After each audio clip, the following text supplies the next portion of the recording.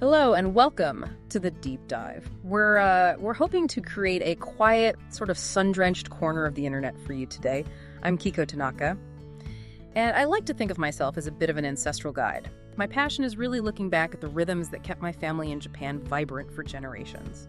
You know, simple things: how we eat, how we move, and how we rest. And I'm here to bring the clinical authority to that. I'm Dr. Elias Sterling. I'm a physician with a background in geriatric medicine and physiology. And my role really is to look at the science of what's happening inside your body, specifically for those of you navigating life after 60. And we are tackling a topic today that feels almost unavoidable lately: fasting. It's everywhere. It's on every magazine cover, every health blog. But we aren't here to chase a trend. We want to explore the concept of the pause. That simple, ancient idea of what happens when we just stop eating for a little while and let the body rest. It is a fascinating topic, and frankly, there's a lot of noise out there. Oh, wow. You have voices like Barbara O'Neill talking about housekeeping, and Dr. Mark Hyman discussing longevity and insulin. They're brilliant minds, but my job today is to filter their advice through the reality of the aging body. All right. Because fasting at 25 is a completely different physiological event than fasting at 75. That is our mission today. We need to find that delicate balance. We want the cleaning benefits that Barbara O'Neill talks about, but we also need to ensure we're getting the deep nourishment that Mark Hyman insists on. Exactly. So if you felt overwhelmed by all that conflicting advice, or if you've been worried that fasting might make you feel weak rather than strong, you are in the right place. We're here to slow it down. So let's unpack this. We have a stack of transcripts and articles from both O'Neill and Hyman, plus some fascinating data on Japanese longevity. Why don't you start us off with this idea of the body cleaning house? I really appreciate this analogy from Barbara O'Neill. She describes the body like a home. When you're constantly eating, digesting breakfast, a snack, lunch, another snack, it's like having guests in your house all day. Right, you're always busy. You're busy hosting, you're cooking, you're serving. You simply don't have time to fix the roof or, sweep the dust from the corners. That's actually a very accurate physiological metaphor. We often forget that digestion isn't passive, it's work. It's a lot of work. It's an incredibly energy-intensive process. It requires significant blood flow, enzymatic production, all of that. O'Neill points out that when we stop eating, the body finally gets the signal. Okay, the guests are gone, now I can do the maintenance. She has this specific image that I really love for the first stage. She talks about a bunch of grapes. Yes, she does. Yeah. And that describes the physiology perfectly of stage 1 and stage 2 of a fast. Okay. When you eat, your body stores some energy for, quick use. O'Neill calls this glycogen, and she likens it to that little bunch of grapes sitting in your liver and your muscles. So it's easy to grab. It's easy to grab, easy to eat.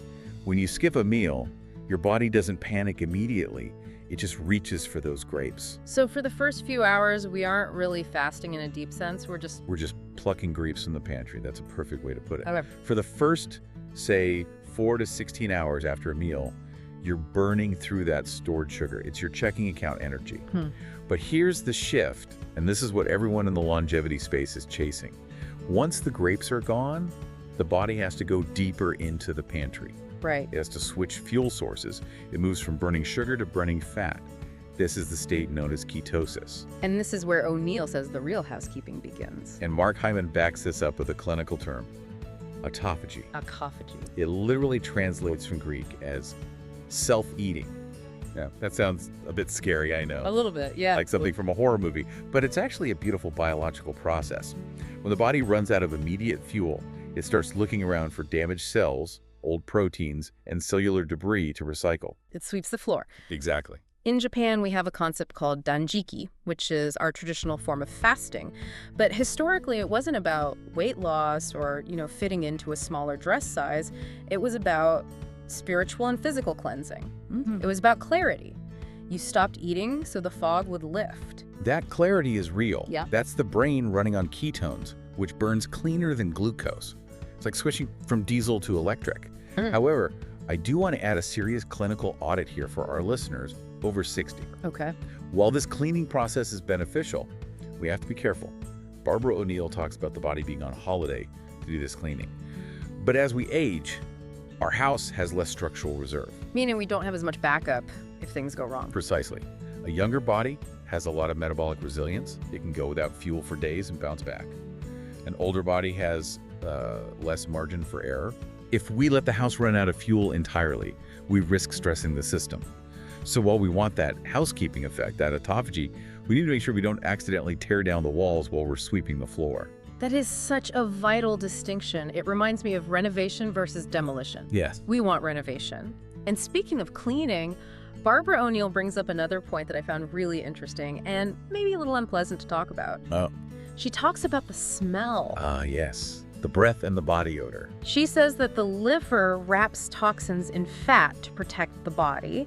And when you start burning that fat, when you finally open the pantry, those toxins get released. She warns people, don't be surprised if your breath smells bad or your sweat changes. Okay, let's audit this carefully. Because the word detox, it gets used very loosely in the wellness world, to sell teas and supplements. Yeah. And as a doctor, I usually cringe a bit because your liver and kidneys are always detoxing you. Right. If they weren't, you'd be in the hospital.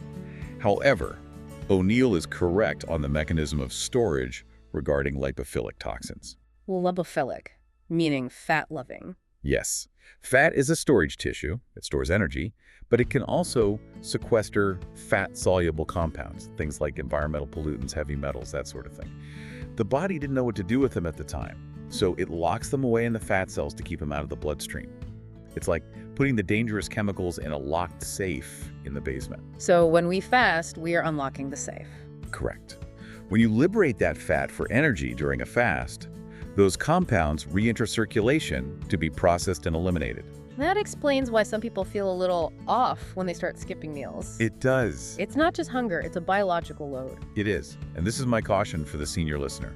If you are losing weight rapidly or fasting aggressively, that release can be a heavy load for an older system to process. It can make you feel fatigued, headachy, or just generally unwell.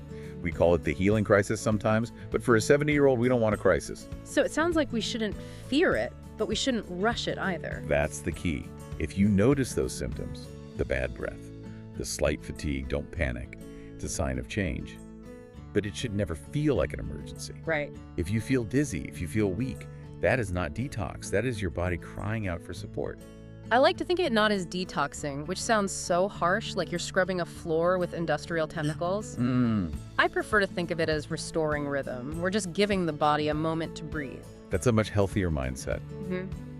And speaking of keeping the body strong, this brings us to what is, I think, the most critical part of our audit today. Okay.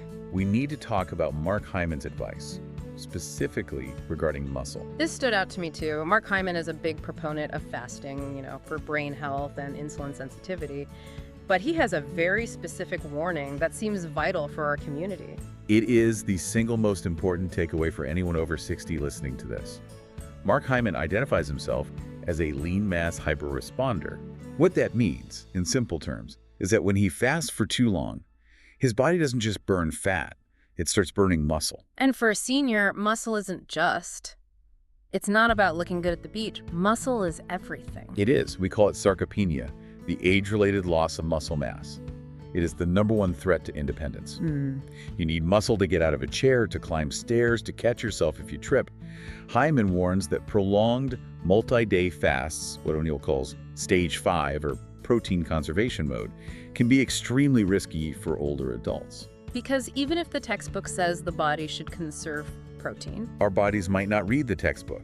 The theory is that the body is supposed to switch to pure fat burning and save the muscle. Right. But in older adults, that switch can be sticky. If you fast for 48 or 72 hours, you might be sacrificing the very muscle tissue you need to stay vibrant. We cannot afford to burn the furniture just to keep the house warm. that is a powerful image. Burning the furniture to heat the house. You might survive the winter, but you have nowhere to sit when spring comes. And unlike when you're 20, you can't just go to the gym for 2 weeks and build that furniture back. Building muscle after 60 is metabolically expensive and difficult. So the rule is, protect what you have. In Japan, we value agility so much. You see elders doing radio calisthenics in the park every morning. We do not want to become frail just for the sake of being clean inside. So Hyman avoids those long fasts, and I agree with him completely.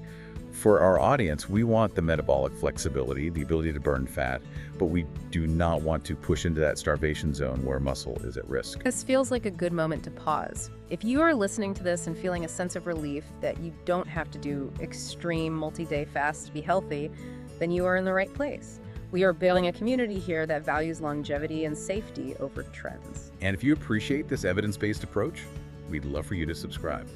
We are here to help you navigate these waters with confidence. So, if we are saying no to these long, multi-day fasts because of the muscle risk, what is the alternative? How do we get the benefits without the danger? This is where your ancestral wisdom comes in. You mentioned a concept earlier that I think is the perfect solution. Yes, Hara Hachi Bu. It's a Confucian teaching that's it's deeply rooted in the culture of Okinawa. One of the blue zones. Exactly, where people live the longest. And the phrase, it literally translates to eat until you are 8 parts full. Or 80% full. Yeah. I love this because it shifts the entire focus from, time to space. The modern fasting trends are all about the clock, right? Don't eat for 16 hours, don't eat for 24 hours. Yeah. Hara Hachi Bu is different. It says, eat when you are hungry, but stop before you are stuffed. Stop when there is still a little space left in the stomach. Scientifically, this is profound. The data from Okinawa is incredible. The elders there have a BMI body mass index between 18 and 22. Wow. They're lean, but they aren't starving. And it's about not stretching the stomach. Right. That's the mechanism. Right. We have these stretch receptors in our stomach lining called mechanoreceptors. They tell our brain, okay, stop, we have enough. The problem is, as we age, the signaling from those receptors can get delayed. It's like a laggy internet connection. By the time your brain gets the message, I'm full, you've actually overeaten by 20%.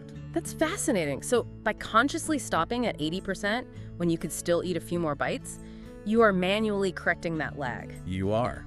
And by doing that, you're creating a natural, gentle, caloric deficit. You're mimicking the benefits of fasting, what we call calorie restriction mimetics, without the stress of starvation. You aren't triggering that panic response in the body.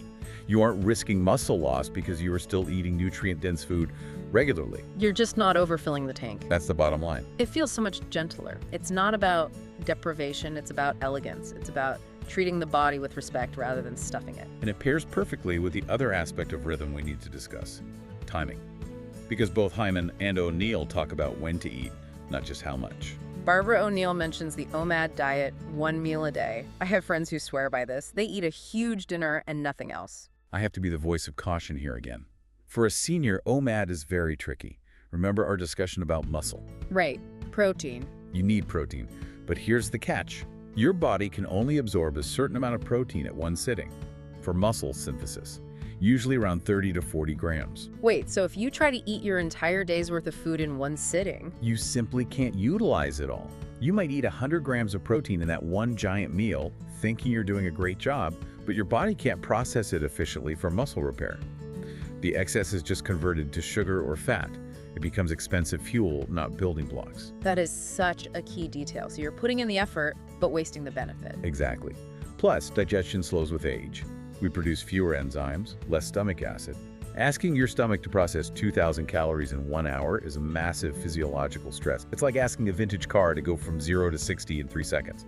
Just not kind to the engine. So if 1 meal a day is too extreme, what is the sweet spot? Mark Hyman talks about the 12.5 rhythm. This is what Hyman calls the natural circadian rhythm. And frankly, it is the safest, most effective starting point for ever listening. It's very simple. You eat within a 12-hour window, and you rest for a 12-hour window. I call this sun-drenched eating. It's how my grandparents lived. You eat when the sun is up, you have breakfast at 7 a.m., and you finish dinner by 7 p.m., and then the kitchen is closed. And clinically, that 12-hour break overnight is enough. It is enough time to deplete those glycogen grapes we talked about. Okay. It is enough time to dip into the early stages of autophagy and clean the house. But it is not long enough to trigger muscle loss or metabolic stress. It's not really a diet at that point, is it? It's just living. It's a return to baseline. But before refrigerators and electric lights, this was just how humans existed. We didn't snack at 11 p.m. because there was no light and no ready-to-eat food. Our biology expects this rhythm. It's funny how we have to learn to do something that used to be second nature. It is. Hyman notes that this 12.12 approach improves insulin sensitivity and brain health without the risks. It's the Goldilocks zone for seniors. Not too little, not too much. I love that. It feels achievable. You don't have to be a monk in the mountains. You just have to close the kitchen after dinner. That's it. You know, Barbara O'Neill mentioned her friend, Mrs. Trisha, who found success just by being consistent. She didn't do anything radical overnight. She just stuck with it. Consistency beats intensity every time, especially in biological systems. The body loves rhythm. It learns to anticipate the rest. When it knows the rest is coming, it prepares the cleaning crew. And speaking of consistency, we want to help you keep yours. If you are enjoying this deep dive, please click the notification bell. It's a small thing, but it helps us remind you to trust your own rhythm week after week. As we wrap up this audit, let's summarize what we found. We've looked at the intense housekeeping of prolonged fasting and the gentle space of Hara Hachi Bu. Ideally, we want our listeners to walk away feeling empowered, not restricted. Yeah. Fasting is just a tool for rest. We don't need to be extreme to get the benefits. We can reject the dangerous detox marketing and the muscle-wasting long fasts. Instead, we can embrace two simple tools. First, Hara Hachi Bu stopping at 80% full to prevent overstuffing the system. And second, a gentle 12-hour overnight fast. 7 to 7. 7 to 7, or 8 to 8, whatever works for your life. That overnight pause allows for the house cleaning without the demolition. Mark Hyman had one final piece of advice that I think is crucial.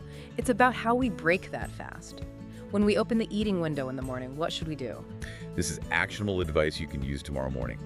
When you break your fast, even just a 12-hour one, do not start with sugar. Right. Do not start with a muffin or sweet cereal. Your body's like a dry sponge. It will soak up whatever you give it. So, signal safety. Yes. Use nutrient-dense food. Hyman suggests eggs, avocado, healthy proteins.